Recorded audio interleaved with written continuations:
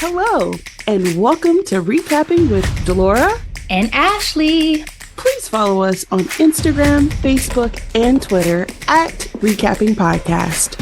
Also, rate, review, and subscribe to our show on your favorite podcast platform. We're on all the things. We want to hear your thoughts on the movies and shows we review. Leave us a comment on Apple Podcasts or our YouTube channel, and we will read them during the show. Or reach out to us on social media. We love talking all things entertainment and pop culture with you. Thank you guys so much for listening. Thank you. Hi, Ashley. Hello. How are you doing today? I am good, ready to dive into some murder mystery. You know what? It made me think. I accuse Miss Scarlet in the library with the revolver. Are they doing an updated Clue? I thought I had heard that they were at some point. I don't know. But as you know, it's one of my favorite games, and we played at my last game night. It was so much fun. Yeah, we were like, the tension was high, but it's always fun when you're figuring out a murder mystery, and that's why these Knives Out movies are too much fun. I think we didn't do the first one, but this is the third installment, Wake Up Dead Man. And besides Bond, because you know Daniel Craig is actually one of my favorite Bonds. I thought we did do the first one. I don't remember. If we did, it was a long time ago, but I definitely remember. We did. I know I did the one with Janelle Monáe, and now I'm doing this one. So I feel like you did I feel like you did the first one too, because I remember talking about it. I don't remember at all. So, I'm gonna double check. Keep going, because maybe I'm tripping. Maybe we have so many conversations. Maybe I just thought we did. I mean, we have over 400 conversations recorded. Yeah. This would be the first time. Like, that shows how many episodes we truly have now that just off the cuff, I cannot say for sure. Although that first year, I feel like I relive it like it was yesterday, doing like WandaVision, doing the first season of Bridgerton, things like that. You're right. We did Glass Onion and Knives Out Mystery. We did not recap the first one. We must have just talked about it. We must have just talked about it. And this was actually the first time that this series or collection made it to Netflix. So the first one was, its own independent film, and then Netflix picked it up, and who knows how many more we got in the future. So Wake Up Dead Man is PG-13. It is a mystery crime film, 2 hours and 24 minutes. It was released November 26, 2025. Here is a quick summary. A baffling death inside a quiet church draws Detective Blanc into a tense investigation where faith, secrets, and suspicion blur as a close community turns against itself. Here's the cast. We have Daniel Craig as Detective Blanc, Josh O'Connell as Father Jude Duplicity, Glenn Close as Martha, Josh Brolin as Monsignor Jefferson Wicks, Mila Kunis as Geraldine, who is the local chief of police, Jeremy Renner as Dr. Nett Sharp, the great Kerry Washington as Verna Droven, Andrew Scott as Lee Ross, Daryl McCormick as Cy, Kaylee Spinning as Simone Vivian, and Thomas Hayden Church as Samson. And then I'd like to also give a quick shout out to Jeffrey Wright, whom, I love everything he's ever been into. He is an actor, honey. He is actor as Bishop Lindstrom. Ratings: Rotten Tomatoes, 92% from the critics, 94% from the audience. Google users gave this film 71%. Ashley, what is your grade for Wake Up Damn Man? Knives Out. You know, I waffled a bit on this grade because this is not my favorite of the trilogy so far. Oh, Number interesting. That was one of two, my questions. I was like, ooh, how does this stack? How does Glass this stack? Onion is definitely far and away number one for me. And this started as a bit of a slow burn film to me too, and I'll explain more about why once we get past the spoiler alert. But it didn't.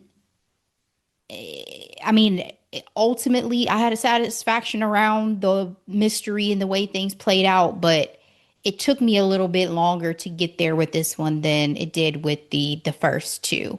So I give it B minus range. Y'all know I love a murder mystery. It's likely my favorite genre, but Yes. this was a bit of a slower burn for me in the series. What about you? All right. I was thoroughly entertained. I probably give it probably a B plus, only because there was some confusion just a little bit towards the ending for me that I'm like, what are we doing? You know what I mean? What do you mean Detective Blanc isn't able to figure out Hmm. what's going on? And but I also like to say I called it because again, when it comes to murder mysteries, you have to be so good to where I can't figure it out. You know what I mean? And am I able to figure out more times than not? Yes. This one, I was satisfied because I was able to figure out, but I did not really see that coming. Like at the same time, so I'm like, is this what we're resorting to now? Like to cover up the whodunit aspect of everything. But I love the cast of characters. I thought everyone played their role really well, and I think that's why I enjoyed the film. So, without further ado, spoiler alert. We meet Father Judd. He seems like a newer, he seems new to the faith in terms of like his position because he was having a conversation with Deacon Clark and decides to punch him in the face when he says something off. He was like, I used to be a boxer. You can't be coming slick with that mouth. And Jeffrey Wright's character, the bishop, he, along with the panel, decides to send him to go to New York to Our Lady of Perpetual Fortitude in a small town called Chimney Rock to help with Monsignor Wicks. He feels like there's an opportunity there with the dwindling congregation and, you know, what's actually being taught there. Like God's love versus God's wrath. You know what I mean? Hmm. Ashley, I have to ask you now at the top of this recap, did you feel like you could trust Father Judd's story? Because his last name is duplicitous. I did not know that was his last name until you said it during this recap. I had no idea. I'd never questioned Father Judd, to be honest. Like Really? I say this with a lot of projects though. I fall into the trap of walking in the shoes of my protagonist. Like it's one of the reasons why I could entertain you for as long as I did and feel like, you know what, Joe, you're right. They had to die. You know what I'm saying? Like I get it. I understand. They had to go. We See, got this. I am very my hackles are up for a non-reliable Narrator. protagonist Yeah. narrator. Thank you. I Yeah. I I I I have to get into it a bit before I can be like, oh, wait, I don't know about you. I don't know about this. And maybe too, because he's a man of the cloth and I'm supposed to believe that there's a righteousness to him. And the contrast between him and Monsignor Wicks was glaring. So Glaring. So let's talk about Monsignor Wex. As I mentioned before, he oversees a dwindling congregation, and he's really big on, you know, damnation and hellfire and calling people out. But the people who stays stand by this man. So let's talk about his congregation. Okay. So we have, I want to call her Mother Martha. Okay. She has been loyal to the church. She, quote unquote, does everything around the church. She's been around since Monsignor's grandfather was over the parish. She essentially knows where all the bodies are buried, literally. literally. We have Verna, who is the local attorney. She took over her father's practice, and her father was also very close to the Monsignor Wicks, and she was very much like a daddy's girl, so following in her father's footsteps and pretty much doing whatever the Monsignor needs. She has her adopted son, Cy, who showed up one day at the age of 10. Her father was like, hey, this is your son, now raise him. Son or brother? Thought it was her brother. Adopted son. Oh, my bad. She was super young though. And mind you, the age gap was probably no more than it was giving 15 years for me. Like, you know what I Yeah, mean? that's why I thought brother. Like I thought he was like, yo, take him in, treat him as family. Had no idea that it was supposedly son. That's wild. It's insane. Nate Sharp, who's the local doctor, devoted husband and father until his wife Darla left him. Dear Poor man. Darla, I hate your stinking guts. Oh, that's such You a make me throwback, vomit. which is crazy. And I hate that we love it when Black people are in movies, but it's like, oh, not her up and leaving this man. And then we have Lee Ross, who's a famous writer who wanted to, quote unquote, unplug his brain from the liberal hive mind. All right.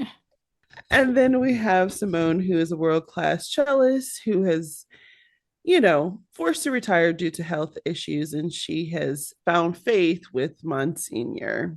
And I forgot to mention when talking about Cy, showed up at 10, but he is a GOP golden boy and tried to get into politics, but it didn't quite work. So he's working on his social media presence. Mm, burnt me up. And I love Daryl McCormick. I've He loved him looks since familiar. girl, he was in the one film with Emma Thompson where she got her groove back. Thank You Leo Grand or something like that it was I called. remember. Yes, girl. That was his first thing I remember seeing him Oh, in. But he was in wow. Bad Sisters on Apple TV Plus. He's been in multiple Mhm. projects at this point. So this one So hurt my he's an ass in feelings. this one, then. Yeah. Yeah, this is a departure. I've never Wow. seen him in this type of role and I didn't like it. So going back to Monsignor, we get very quickly that he feels threatened by Father Judd's presence. And his first communion that Father Judd claims to be the first punch took me out, Ashley, talking about all the ways he self-pleasured himself and wanted to know exactly, you know, what he needs to do for repentance. Did you feel like Monsignor was yanking Father Judd's chain, or did you believe him at first? He said he was yanking some chain, but I don't know if I ever got the sense that he was being that serious. Like it felt like a test or something. Cause I'm like, do priests Yes. often start a relationship this way of like, nice to meet you. Let me give you Confession. my confession. That doesn't That's feel like the interesting. norm. And you know what I was thinking too? Where are the nuns? Why Yes. is there not a single nun around here? Yeah, I don't know. I don't know what are all the components of a parish. Like, you know what I mean? Like, Was it because it was so small, or was it because of right. his behavior that any that had been stationed there left? That's very possible too. And can I also say that And then he looking wasn't in a at that, confessional. Sorry, last thing.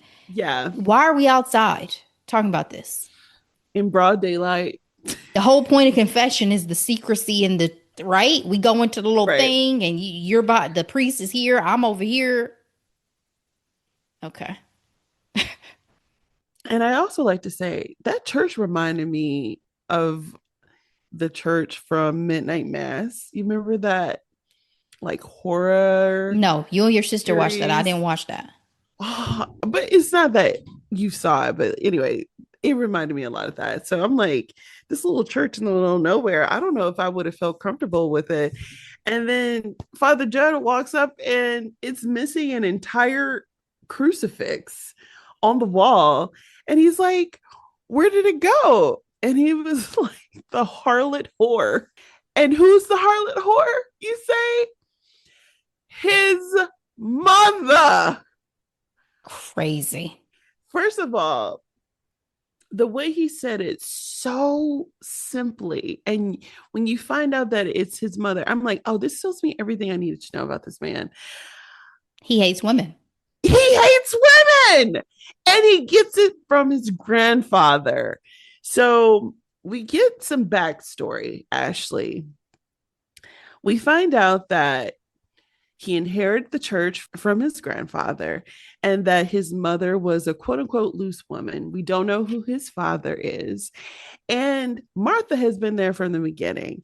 So, shortly after the grandfather passed away, after taking his final communion, with which Martha saw with her own eyes, the church lore says that his mother Grace trashed the whole place in some type of demonic possession. And she even attacked little old Martha. She was beating that little girl. She was beating that little girl down. I was like, this should not be funny. Where's Martha's parents, too? Where are your parents? You're a Where child. are exactly? And again, this rage was prompt because Monsignor's mother knew that there was some wealth in the family, but it was nowhere to be found. And she, quote unquote, trashed the church as a result. To know that's what her own father said about her, and the fact that it was repeated both through Monsignor and Martha, I'm just like, okay. So let's talk about first impressions. I went through the cast of characters. Ashley, was there anyone that you were just immediately suspicious of?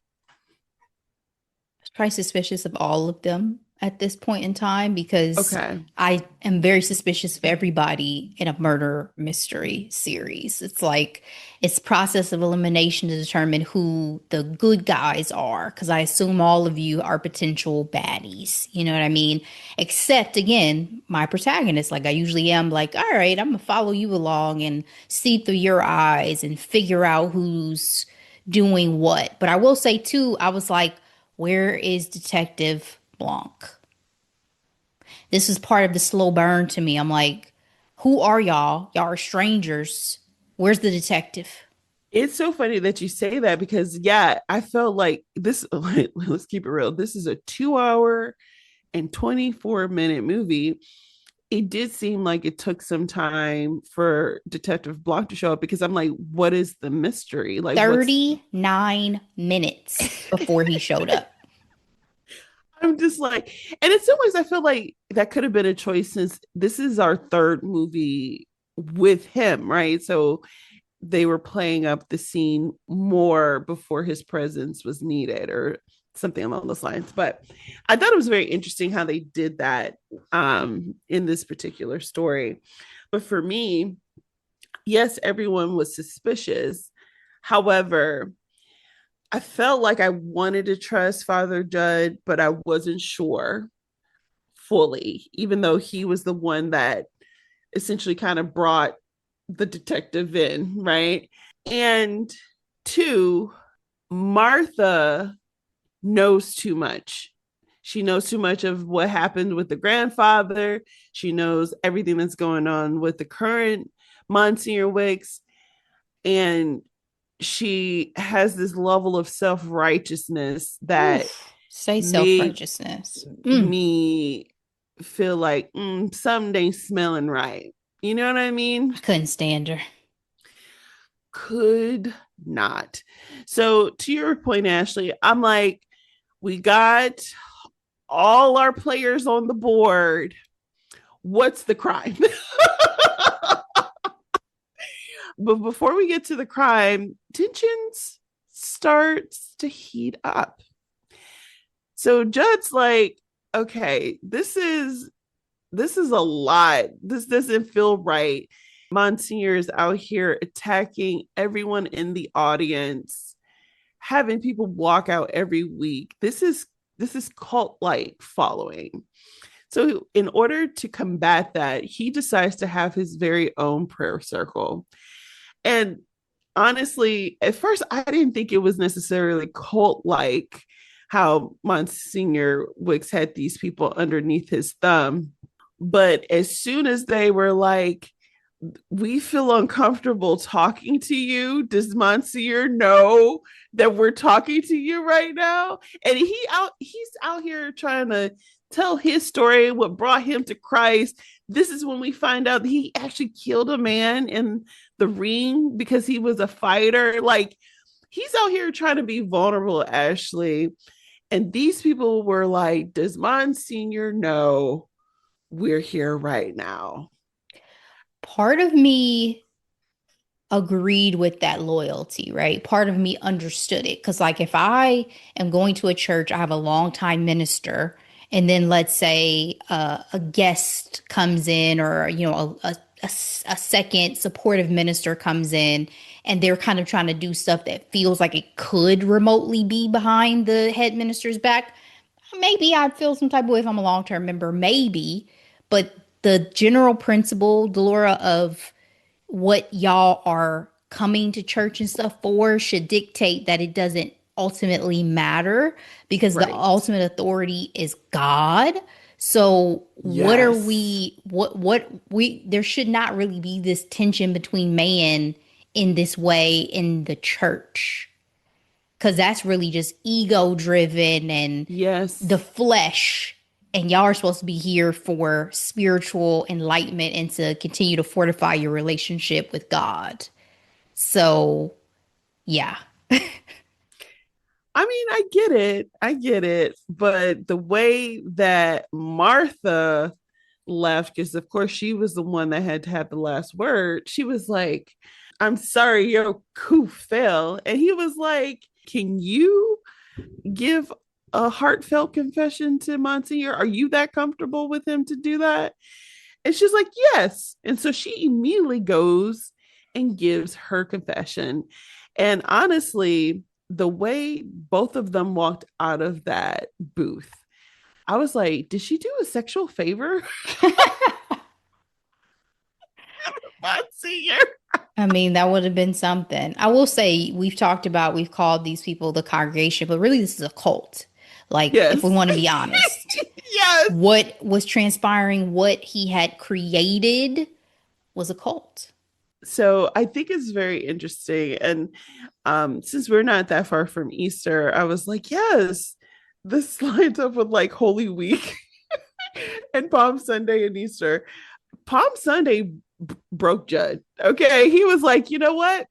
I can't do this anymore. Like, he finds out that after looking through the paperwork that the Monsignor can't even get it up. So he's like, this confession that you do with me is irrelevant. What are you doing? He calls him out on his relationship of the congregation or the cult. He's like, these people aren't even getting better. Part of me wondered if that's why he was so miserable once we found out about the he can't get it up anymore. Part of me was like, is that why he's acted the way he's acted? Because again, I know they He's a priest. He's not supposed to be lusting with the flesh, but Yeah. come on. Yeah. And they have this confrontation and Father Judd Fisk went flying again. Father Jug got to get it together. He's like the Chris Brown of priests out here. Oh my He God. got to calm down. He got to calm down. But he tells Monsignor Wicks that he needs to be cut out like a cancer. And of course, freaking Cy recorded the interaction. I think it's safe in this society is to assume that cameras are everywhere. Everywhere. All right, so we get to Good Friday, and the unthinkable happens, Ashley. Monsignor goes to the side where there's rooms of the pulpit to fortify himself, and he ends up being stabbed in the back with a wolf's head. I forgot to mention that Father Judd ran from the scene and got drunk at the bar, a double themed bar, and found this wolf's head. And it's the same wolf's head that was on the back of the Monsignor. So we finally get the cops showing up. We get Geraldine, played by Mina Kunis. She's actually the one that brings in Detective Blanc. I thought it was Judd at first, but then we find out very quickly that it was Blanc's idea to get everything on paper.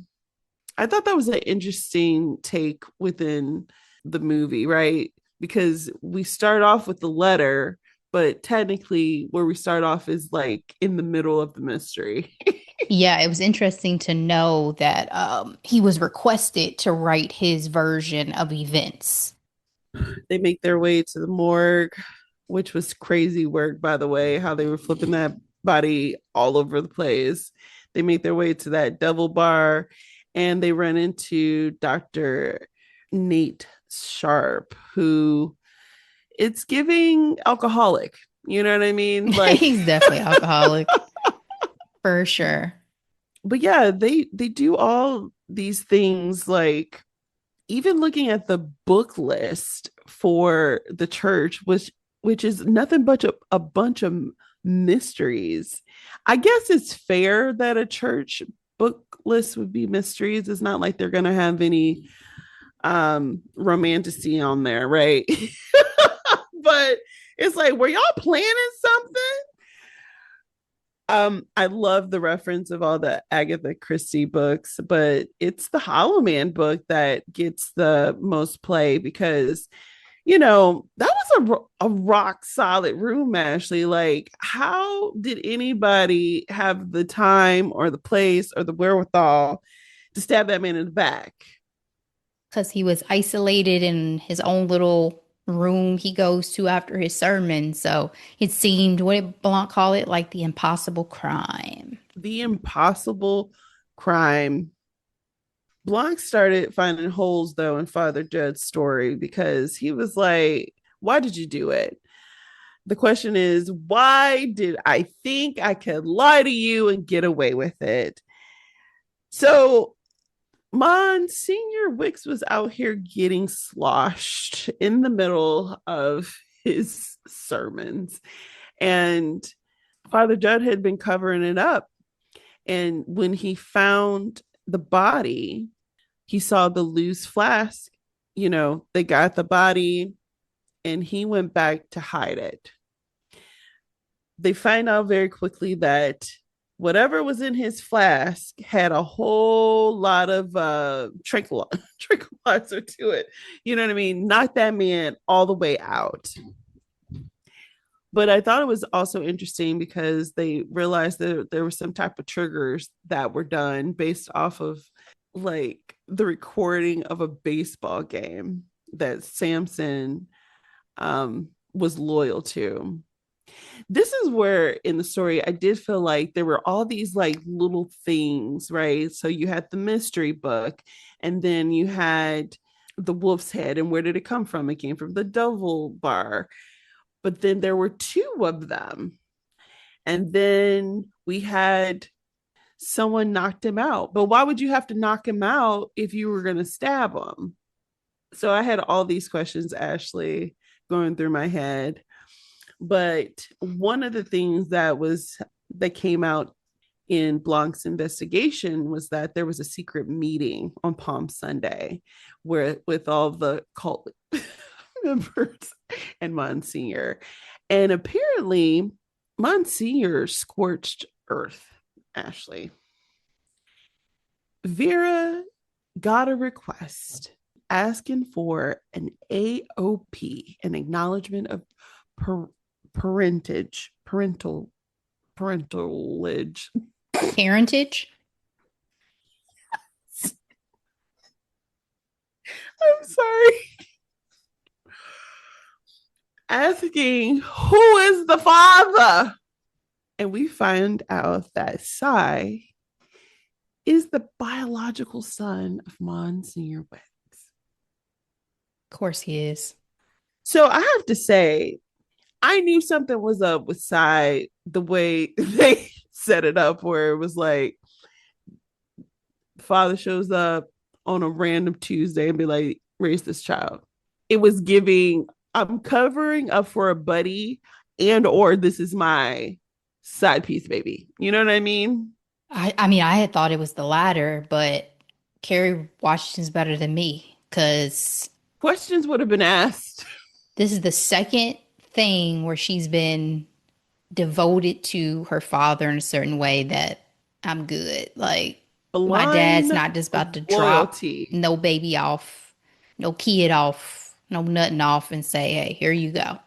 No, thank you. She said she was a loyal little idiot. She was. And then she called him a hypocritical son of a bitch. And I'm like, preach. But you know what pissed me off more than even that? He called Cy's mother a loose woman of no importance. Baby, you laid with her though. I think that's the thing that like made my blood boil, just how flippant and how just unconcerned they were towards women. Girl, Certain, yes. I Running mean, theme through this film, the misogyny of it all. I was like, so this is your mommy wound, obviously. Mhm. Mhm.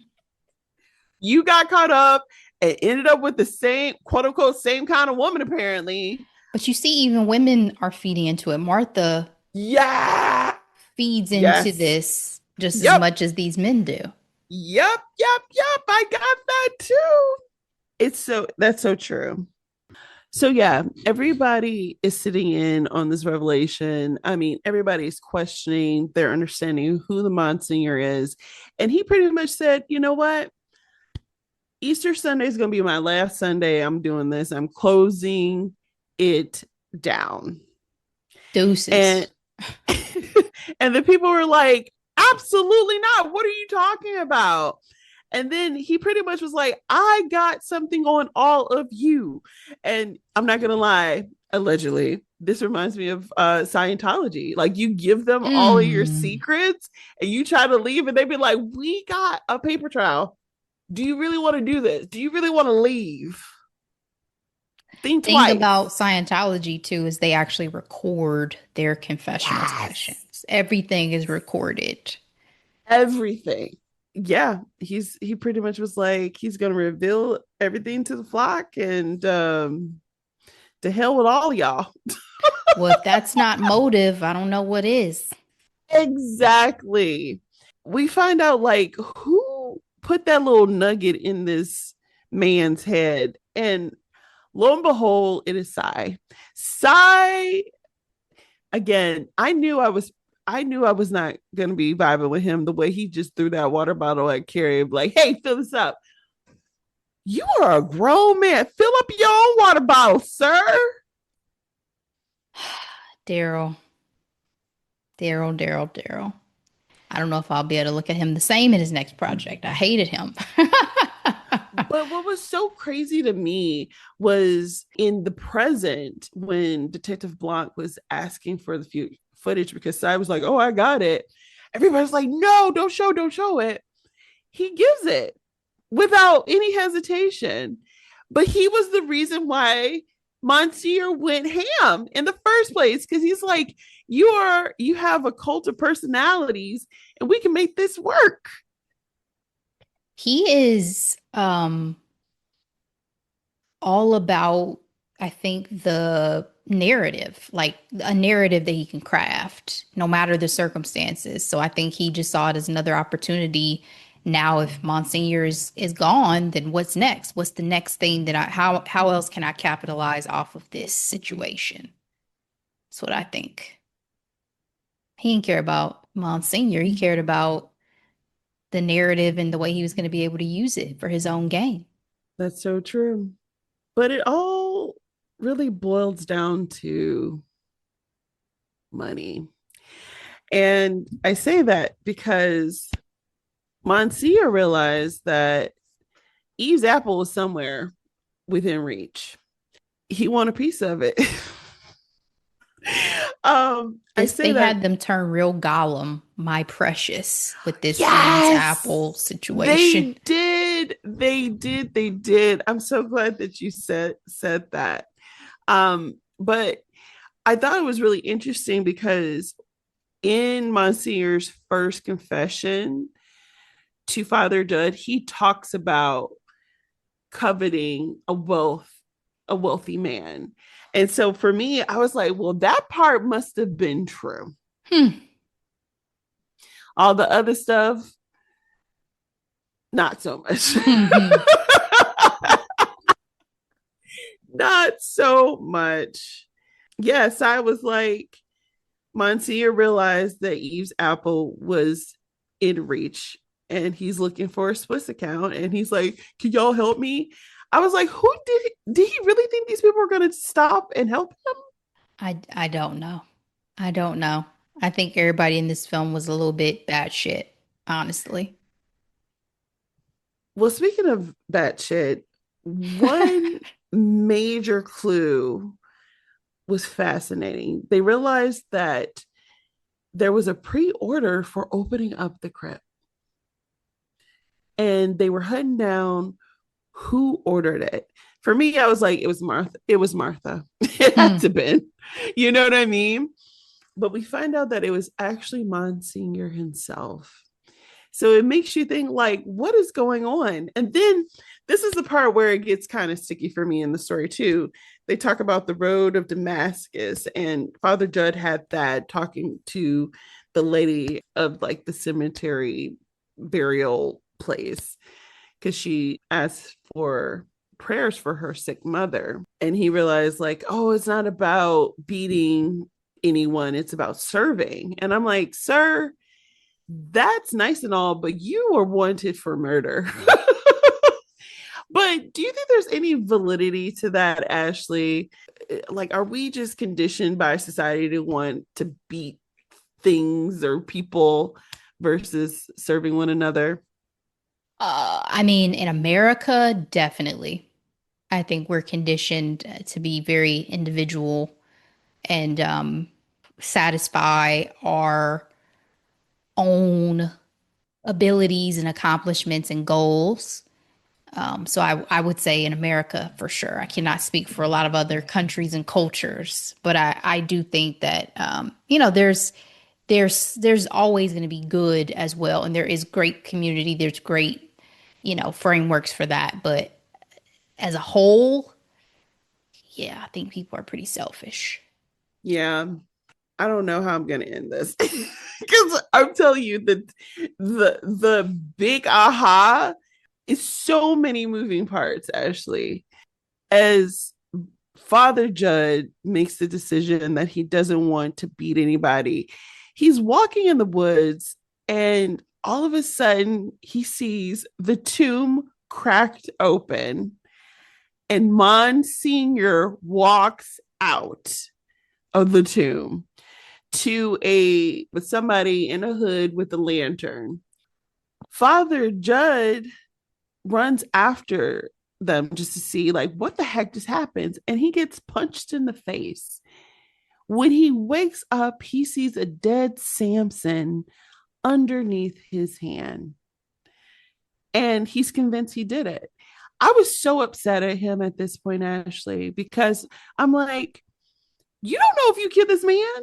What was your motivation for it? Where did this knife come from in the first place? I think maybe he just thought he was so disoriented and he was thinking it was Monsignor and he was scared, so then he accidentally attacked the wrong man. That's what I think he was thinking. But getting knocked out and stuff like that, I'd be like, I can't believe anything because I don't my memory is gone. Like I wasn't even aware of what was happening. How could I know? And this is where he started getting on my nerves, though, because again, convinced that he killed Samson, he goes all the way to the police station, and Blanc was like, "Nah, we gonna go ahead and go to my car. You will not confess to anything. Let's go back to this church." Everybody makes their way back to the church. There's video of a resurrection Monsignor, and everybody wants to know what the heck actually happens. And then Blanc's like, I know it, but I can't say it because I'm having a road to Damascus moment. And can I tell you, I felt a little bit annoyed by this because he clears the room, and the only person that's left to tell their story is Martha, because it was Martha all along, Ashley. But the reason why I'm annoyed is I kind of felt like all the other women in this movie was so devalued, but the one sitting high on her horse is the mastermind for multiple murders. And she gets a cleared room to give her confession. And then she's a coward because she kills herself, which I know is a sin according to their laws. You know what I mean? I just like, what are we doing?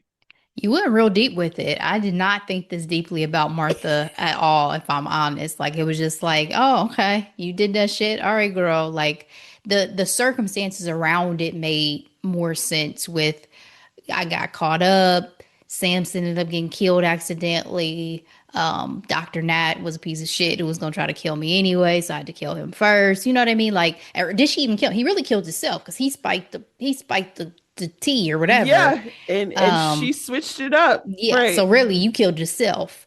But the suicide was probably the least satisfying thing because it was like you're so extreme, Martha. Like you Yes. couldn't just deal with this. You said I gotta go. If I'm taking other people out now, I gotta go too. It just felt so dramatic. But hey, I guess with the religious context, it made sense because it's all been just so over the top anyway, being in this environment. So, But speaking of extreme, the grandfather Wicks selling everything to buy one gorgeous diamond, Eve's apple, and so determined that his harlot whore daughter doesn't get her hands on it that he swallows it and it kills him. And then poor Samson is dressed up like the Monsignor, buried alive just to get the diamond, busts through the crypt, and gets taken out by the doctor because he got greedy. my precious, I tell you what, this ain't got nothing on the diamond from Titanic, though. If you're gonna go ham for a diamond, go ham for the diamond of the ocean. That was beautiful. Gorgeous diamond. I will never forget that plop when she was like, oh, Right on in that water where it it could be belongs. in some sea creature's belly for all we know. Hmm. That was a beautiful diamond. Yeah, what they call a hope diamond. She says all this, gives her confession, and I'm like, where is the diamond now, sis? Where is it? And again, this is where I appreciate the relationship between Father Judd and Detective Block. He's like, that diamond fell out her hand onto that pulpit, and Block was like, I didn't see a doggone thing. Don't worry about me.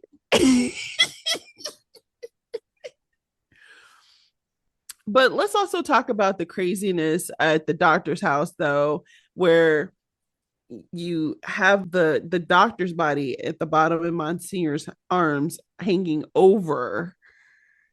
I was like, why does the doctor have that chemical in his basement in the first place? And then it made me also wonder if he had killed his wife and kids instead of them being ran away. Because if you got something that strong in your basement to get rid of anything, you know what I mean? The setup itself screams serial killer. The basement, the one little table, a vat of acid. I mean, who are you, the fucking Joker? Like it definitely it was it was villain behavior, villain setup. Major. Well, a year goes by. Sai is still looking for this diamond. He was like, "This is my inheritance."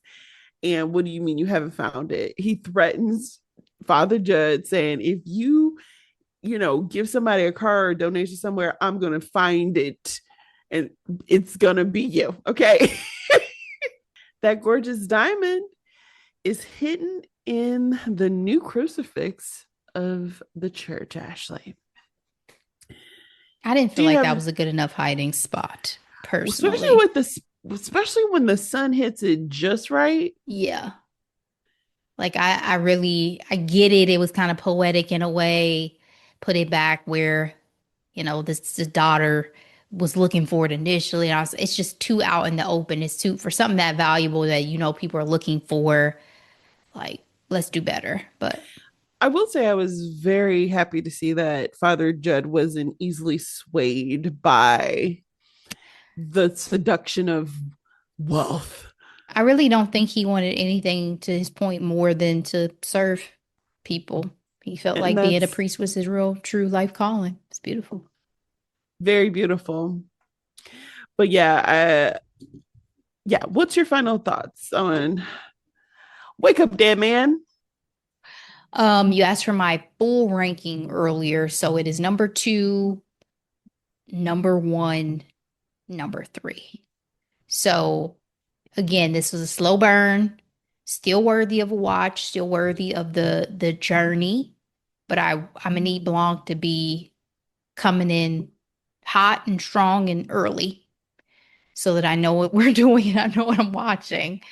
And I don't know, the basis of religion probably just isn't my favorite setup for this. Like, I think one of the reasons why I like the Interesting. second film is because we're going amongst the rich and it's Yeah. that whole like eat the rich trope. Yeah.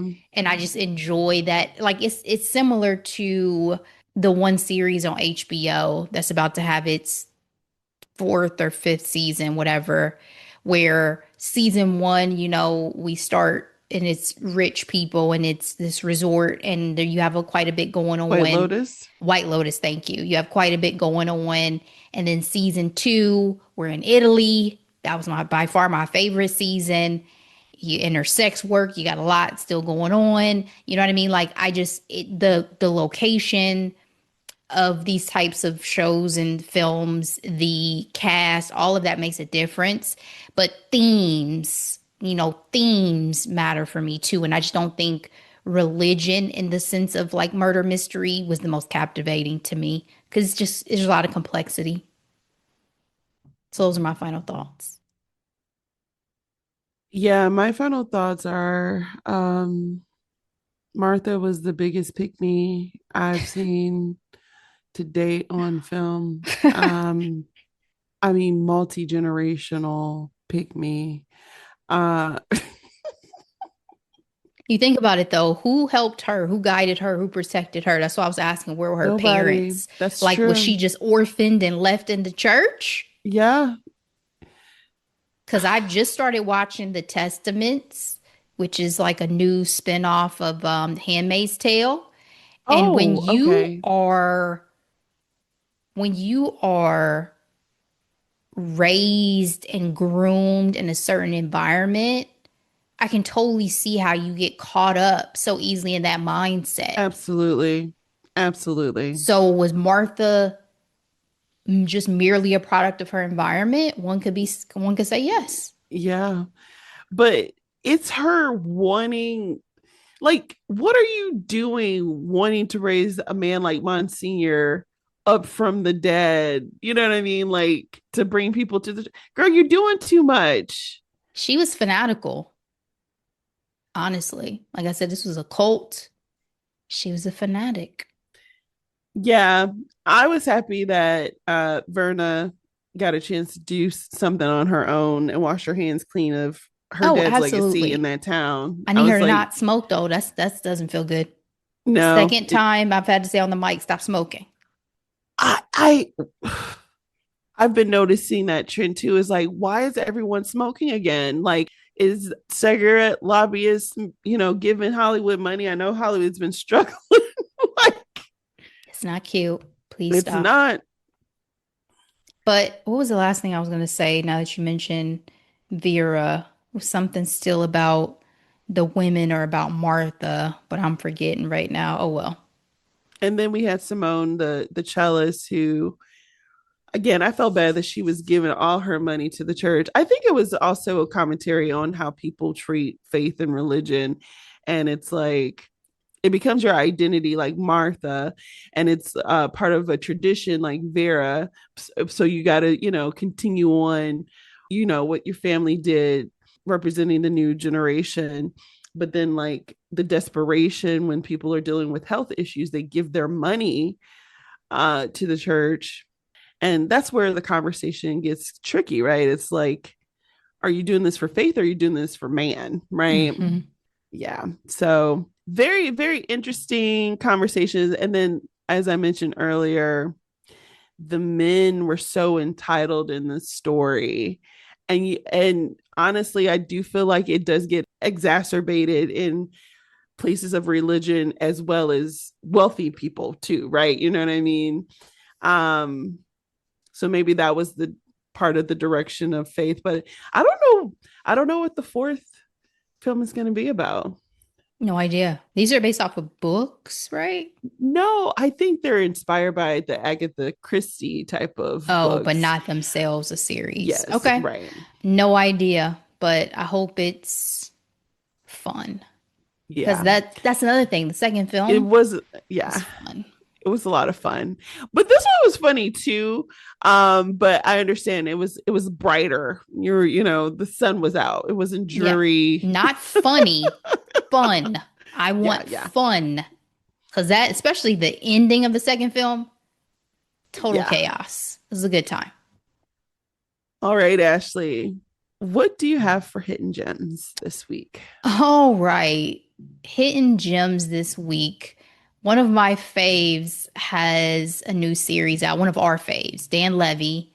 There is a series on Netflix called Big Mistakes Yes, that yes, yes. he created along with Rachel Sennott, which I didn't realize until I forget what I was listening to recently. But Rachel Sennott is actress, screenwriter, comedian. I had just watched her series Love LA not too long ago on HBO Max. She did Bottom. She did Shiva Baby. You guys know her if you Google her if you're not familiar off the top. But Big Mistakes is like a crime series, but comedy still, so like comedy dramedy. And it follows Dan Levy, who is a pastor, funny enough, and his sister as they find themselves in some hot water and get themselves into some mess that takes the trajectory of the season to kind of flow through and figure out. So I enjoyed it. As usual, I enjoy Dan Levy's brand of comedy, but I also enjoy Yes. Rachel's. I enjoy complex, not necessarily always ideal female characters in particular. And it was just a ride. Like, I think when you guys watch it, one of the biggest things that I struggled with a little bit in this series was like the one of the main guys who is supposed to be one of the top criminals. I just couldn't take him that seriously. Like, I felt like he was about to laugh in almost every scene. And I was like, I just don't feel like you're that tough. to have portrayed this part, but maybe that's part of the shtick of it all, you know. So yeah, I enjoyed it. It's one season. We'll see if it's renewed for a season two because I know Dan has said he has plans for multiple seasons and he knows how he wants it to end. So I hope he gets a chance to, the way he did with Schitt's Creek, to tell a full story.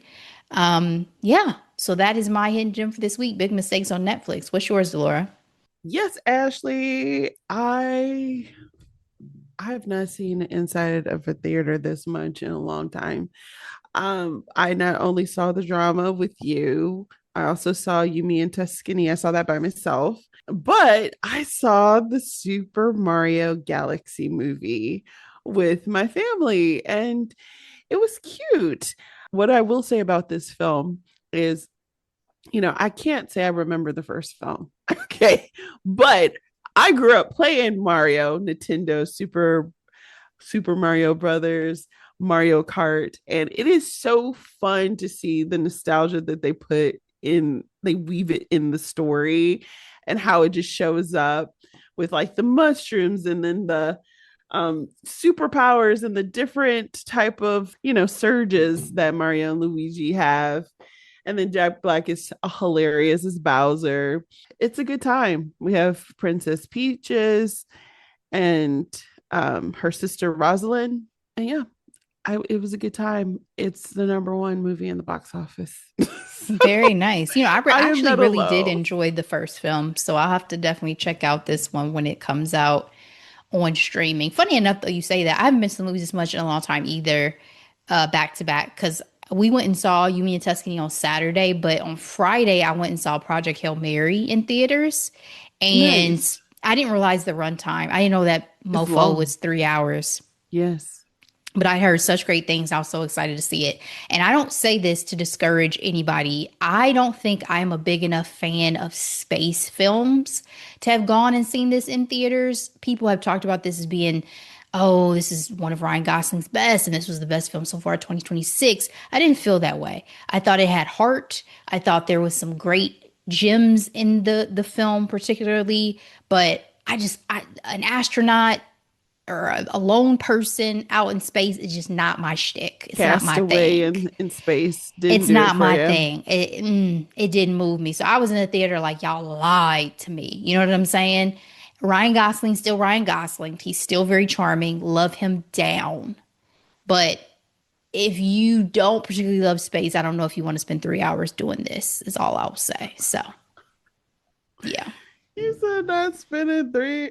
Whew, that's a long time. I didn't realize it was that long though, honestly. Girl, I had no idea. And God bless my friend who went with me. He was like, "Yeah, I knew it was gonna be this long, but I figured, just time to hang out." I was like, "Well, God bless you," because I would have never asked if I had known. So, um, thank you to all my movie friends who grin and bear it during some of these. Because like I was thinking, am I gonna go see Dune 3?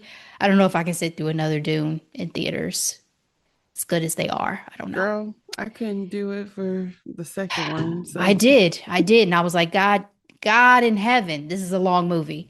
All right. Well, that's it. That's all, guys. Thank you so much for joining us. Please share this episode out with everybody that you know. Again, vote for us. Women Podcasters Award yes, yes, yes, 2026. yes, Check the please. link on social media. Check the link in the show notes. Get out there and vote and share with everybody else you know. We appreciate you. We'll be back with more in headlines and hot topics. But in the meantime, as always, be blessed. Bye.